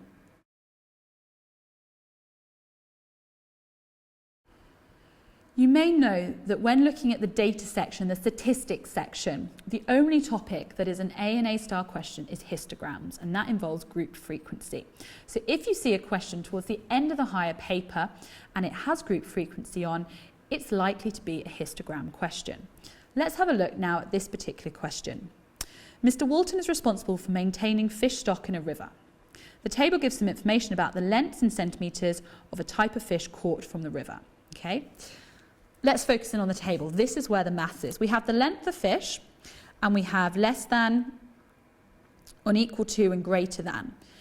What this means here is that the fishes are grouped into between 0 and 10, 10 and 20, etc. You will also notice that the groups are not equal. This has a difference of 10, 10, this one's 20. The class width, the class interval, here is 20, here is 40. And then you have corresponding frequencies. It says here he wants to study the effect of returning the fish, the river fish, less than 50 centimetres in length that are caught. Mr. Walton suggests that fish that are less than 50 centimetres in length are returned. So we can see here that some of the fish go up to 80. So we're looking here at some of them that are less than 50. So somewhere in this category, because this contains 60 fish that are between 40 and 80. You're told to draw a suitable statistical diagram for the information in the table. Use it to find an estimate of the percentage of fish returned to the river. So there's two aspects to this question. One, you have to choose a statistical method, a diagram of some sort to show the information, and then use it to find an estimate of the percentage of fish to return. So those are the ones that are less than 50 centimetres. So here you're given some choice. As I said, if the question is positioned towards the end of the paper, it's likely to be a histogram question. It's grouped frequency. There are two things you could do here. One is cumulative frequency and two is histograms. Let's look at trying to draw a histogram with the information we've been given on the grid below. To be able to draw a histogram, we need to calculate the frequency density. The frequency density, FD, can be found by taking the frequency and dividing it by the class width or class interval, how big the values are here. So this one will be 10, 10, 20. We'll have a look at that in a moment. And we have our frequency here already given to us. So the class width for each one of these is 10, 10, 20, between 20 and 40, and 40. So the class width varies. The frequency density is then found by dividing the frequency by the class width. 40 divided by 10, 60 divided by 10, 90 divided by 20, and 60 divided by 40, which is 1.5. So here now we can plot our frequency density. It doesn't matter what the question is about, every single histogram is always constructed in the same way. On the y-axis we have frequency density, on the x-axis we have the intervals, in this time it's length. It's whatever the question is about. So if we have a look here, the length goes from 0 all the way up to 80. We look at the frequency density, it goes from 1.5 all the way up to 6. 1.5 all the way to 6. Identifying that will help us choose an appropriate scale. If we look down here now at our graph, we can see from here are the main lines going through, and each one of these is split into 10. So we go from 0 to 80. So if we were to make each one 20, 40, 60, 80, we would have sufficient space. If we're to look at the y-axis here, we can see again that we have the big blocks of 10. So it goes up to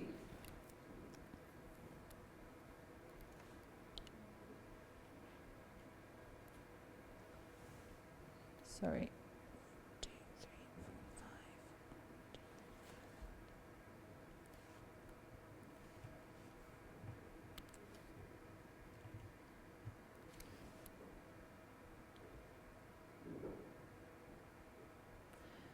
And our last one here.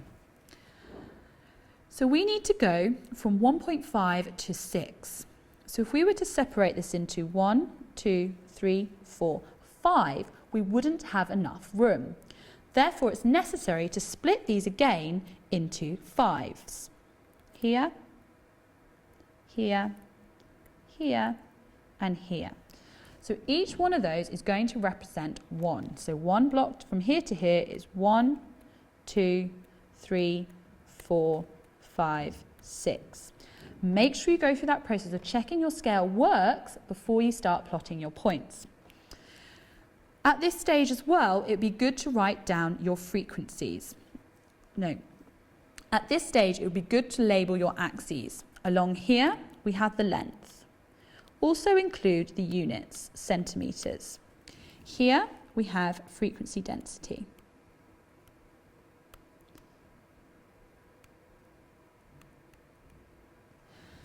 And then actually take your ruler with your pencil and draw in the axes.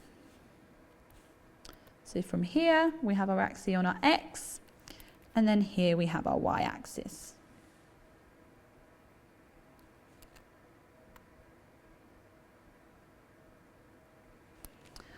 Okay, so we're now at a point where we can start actually putting on the data.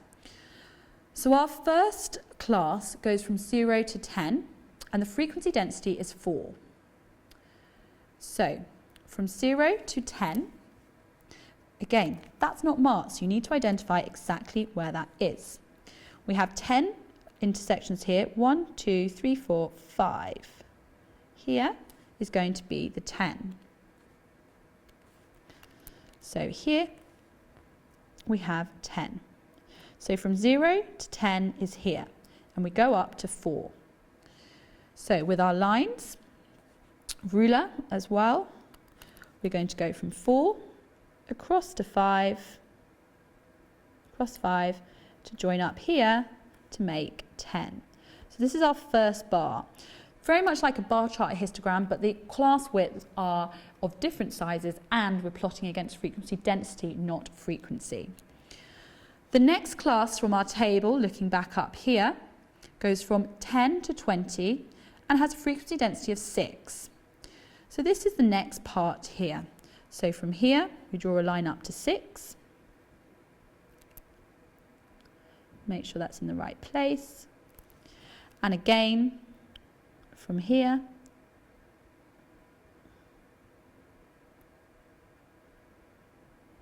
and then join up this point here.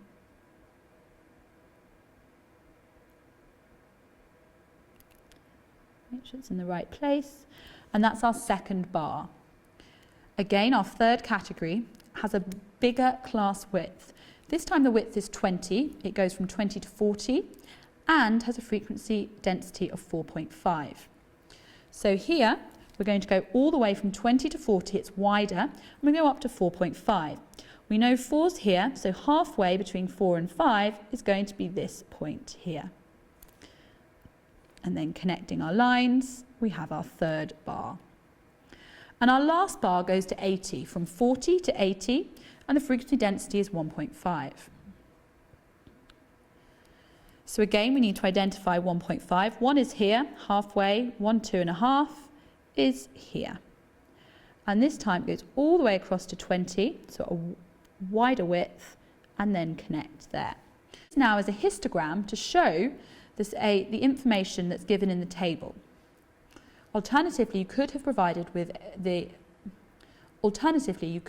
a cumulative frequency graph. But we haven't quite answered the question required of us. It says here, use it, the graph to find an estimate of the percentage of fish returned to the river. So we need to know how many fish are less than 50. So we're going to do that by looking here. We know here in our first one we have 40. We know our second category we have 60. We know our third category we have 90. So all of those fish can be returned to the river. If we add those up, that's 190 fish. But we haven't accounted for the fish that are between 40 and 50. They are a proportion of the 60 fish here. So we substitute these into our formula, which says that frequency density is equal to frequency divided by class width. Therefore, it's easy to work out the frequency. We multiply the frequency density with the class width. We multiply these together, 15. Therefore, there are 15 fish, an estimate between 40 and 50. We must add that 15 to the 190, which gives us 205 fish. So using Mr. Walton's suggestion that all fish that are under 50 centimetres get returned to the river, there's 205 of them. But you're not asked to find the number, you're asked to find the percentage of fish. So if 205 are returned, we need to know how many fish there are altogether. Well, altogether, we have to add up the frequency. It's often given in the question, but in this case it's not. Therefore, we must add up all of these frequencies. If we add up all of these frequencies, we get 250. Therefore, to find a percentage, we're going to divide by 250 multiplied by 100. We don't have a calculator, so it might be more straightforward to put it over 1,000. We multiply this by 4. We multiply this by 4. And we get 820. 820 divided by 1,000, well, we need it over 100 because the percentage is out of 100. So divide by 10, 82. Therefore, 82% of the fish should be returned to the river. Write their answer in the space provided, 82. Turn over now to look at our next question. Press pause and have a go.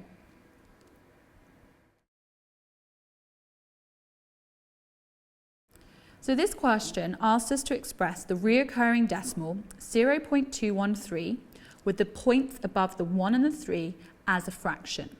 The first step is to get a situation where the reoccurring part, the 1 and the 3, is next to the decimal point. So we have this, where the 1 and the 3 are reoccurring. So this will continue as long as you want to write the number.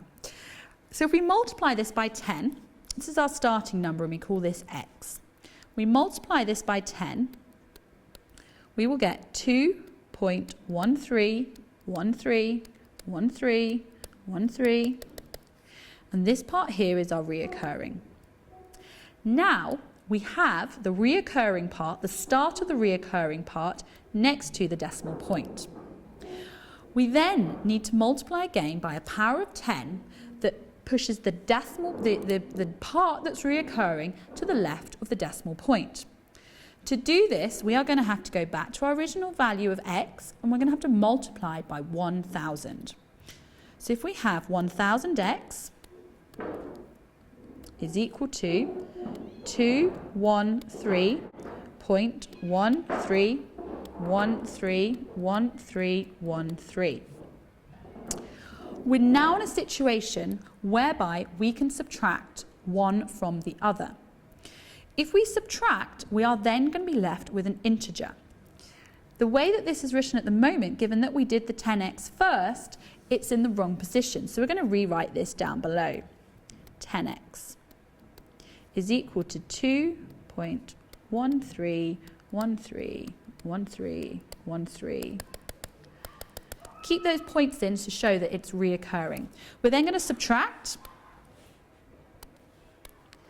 To subtract these, we are then left with 1,000 subtract 10, 990, x is equal to subtract, subtract, subtract, subtract, subtract, subtract, subtract, subtract, all going to cancel. 213 subtract 2 is left with 211. So to be able to find this number, the x, as a fraction, it's 211 over 990. That is this reoccurring decimal expressed as a fraction.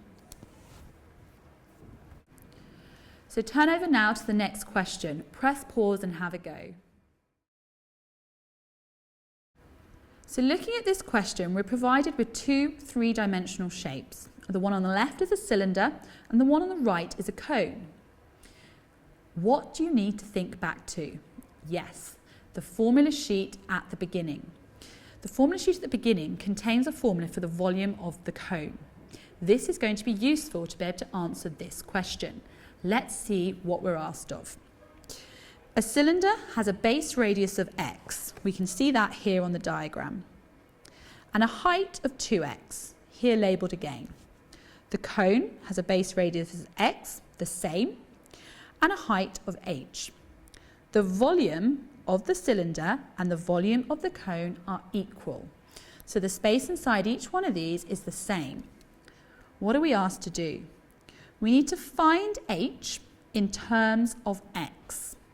That means that we are going to have something that looks like h equals and it's going to contain x's onto the right-hand side here. So what this means is that the h here on the left-hand side is the subject of the formula.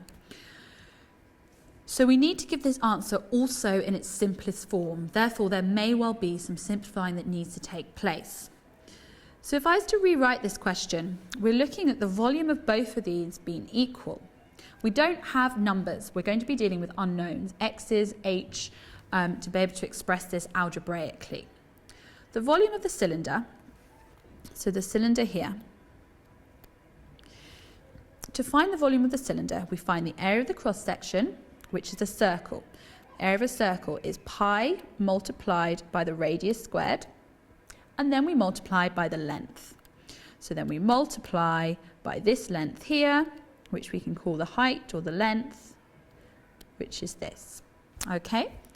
Then a cone. If we look back on the formula sheet for the cone, we have the volume expressed as half pi r squared multiplied by the height. So these are the two generic formulas. We need to make sure that these formulae are in context with the question. So this is equal. So let's have a look at the cylinder. The height is expressed as 2x and the radius is expressed as x. Therefore, we need to substitute those into our formula. Pi stays the same, multiplied by the radius squared. The radius is x, so we write x squared. Multiplied by the height. The height in this case is expressed as 2x. So that is the formula for the volume of the cylinder rewritten with the terms in this particular question. We're going to do the same now for the cone. So the cone will be a half pi, stays the same. Radius squared. Radius is not expressed as r, it's expressed as x squared.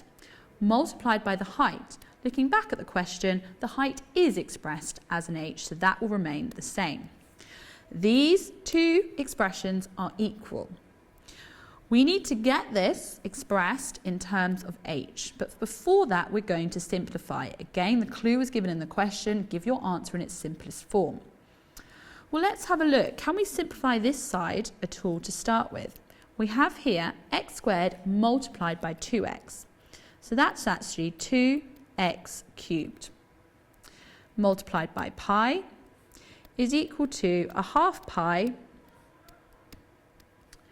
x squared multiplied by the height. So back to what we originally started with, we need to isolate the h. We need the h to be the subject. We need it on its own. So if we look at where it is over here, we do not want this here. So all of this multiplied by the height. The inverse operation of multiplying is dividing. So we are going to have our term on this side, 2x cubed pi, all divided by a half pi x squared is equal to h. We now have h isolated. It's here on its own. But once again, we need to make sure we're giving it in its simplest form. We can see here that our pi can cancel. We have a pi on the top and a pi on the bottom. They cancel out. We then have x squared and x cubed. Well, x cubed divided by x squared, the rules for indices when we divide is we take away. So we're left with x. So this cancels here and we just have x on the top. We then have 2 divided by a half, or how many halves fit into 2, and we have 4. So this cancels here and we have 4. So actually all that's left on this left hand side is 4x equals the height. That is an expression for h expressed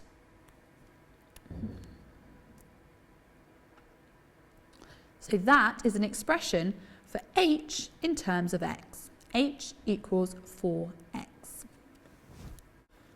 So the last question now on the paper for you to complete, another A-star question.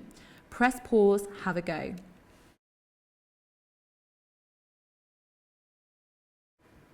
So let's take a look at this question.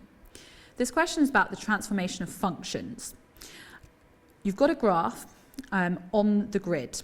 And this is the graph of y equals fx. You're asked to sketch the graph of y equals fx subtract 4. The really important point around these graphs, they're all called parabolas. They're all x, they have an x squared in, they are quadratic graphs, is about the minimum and maximum points and crossing points. So just looking at this graph before we look at the question, a key point is here, which is the maximum point, and another point's here and here, the crossing points. Let's have a look at how we're asked to transform this graph. In this case, we have a negative 4 at the end. This is outside of the function, this part here. What this means is that the actual graph is going to stay exactly the same shape and size. It's not going to be stretched or squeezed, but it is going to move down 4. The negative 4 means it's going to move on the y down 4. Be really careful because looking at here, this is our maximum point. If we move it down 4, 1, 2, 3, 4, which you might do 4 squares, that's not actually 4 in the value. Have a look at the scale. Starts here at 4, goes to 2. So each square is actually worth 2. So we're only going to go down to this point here. This is going to be our new maximum point. We then need to make sure that the shape stays exactly the same. So you can see from our maximum point here, you go across 1 and down 2. So we're going to do the same here, across 1, down 2. And the mirror image on the other side, across 1, down 2. And then from this point, which is the same here now, you go across 1 and down 1, 2, 3, 4, 5, 6 squares. So let's go across 1 and down 6 as well. 1, 2, 3, 4, 5, 6. So you're there, and you can see your mirror image over here. By doing that process, you're going to make sure that the graph stays in exactly the same shape, but the maximum point has now changed to here, 0, 0. Take your pencil and sketch in to connect your points. Make sure you're curved at your maximum point and then going down. These points are important that your graph goes smoothly through them and smoothly down here. Part P is a different transformation. This time we're asked to sketch. Again, it's not an accurate drawing. That's why we're going to use a pencil and we're roughly in the right space. We need to sketch the graph of the y f brackets half x. In this case, our maximum point is going to stay exactly the same. So our maximum point here at 0, 4 is going to stay the same. But the graph is going to be stretched. In this case, the x coordinates are affected.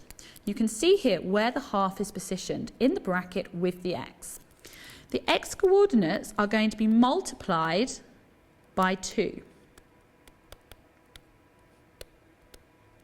So let's have a look at what this means. Our x coordinate here, one of the key crossing points we've already identified, is 2, 0. So if we're multiplying that by 2, our new crossing point is going to be here, and on this side, here. Let's have a look at another key point, which is down here at the bottom. Our x coordinate is 4. That's going to double and come out to 8. and here we have -4. It's going to come out here to -8.